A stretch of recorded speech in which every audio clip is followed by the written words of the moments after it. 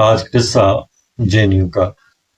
دوستو، JNU میں 1989 سے 1999 تک تھا، اور جو میں قصہ سنا رہا ہوں وہ کاوری ہاسٹل کا ہے۔ میں روم نمبر 133 میں تھا، اور میرے روم پارٹنر تھے ابھے کمار مشرا۔ میں انہی کے حوالے سے یہ قصہ سنا رہا ہوں۔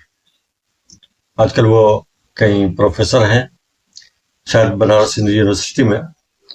ان کا ایک طریقہ وہ پڑھنے لکھنے کا جو تھا وہ بڑا عجیب تھا، بہت ہی آہستگی کے ساتھ لکھتے تھے۔ اور میں ان دنوں کی بات کر رہا ہوں جب وہ MPhil کا ڈیزرٹیشن لکھ رہے تھے۔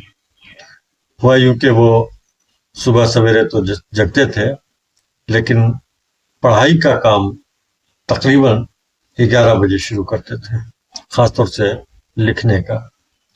آپ کو لگتا ہے کہ وہ بہت ہی آہستہ آہستہ لکھ رہے ہیں، یعنی یوں لگتا کہ پتہ نہیں ایک صفحہ کتنی دیر میں ہوگا، لیکن وہ روزانہ لکھتے 1-2 صفحہ اس طرح سے جب لکھتے گئے، اور وہ بہت ہی آہستہ آہستہ سے جسے لکھتے تو بالکل یوں کر کے جسے ایک حرف پہ وہ پوری توجہ دے رہے ہیں۔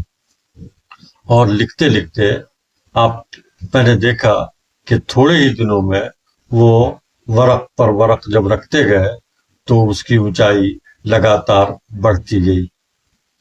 وجہ کیا تھی کہ وہ لگاتار لکھ رہے تھے، اور چند ہی مہینوں میں ان کا ڈیزرٹیشن کمپلیٹ ہو گیا۔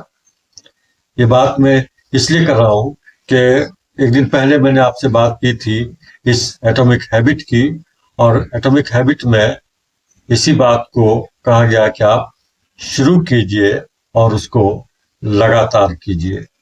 چھوٹا سا ہی کام، چھوٹی سی ہی محنت، لیکن اگر آپ لگاتار کریں گے تو اس کے نتائج بہتر آئیں گے۔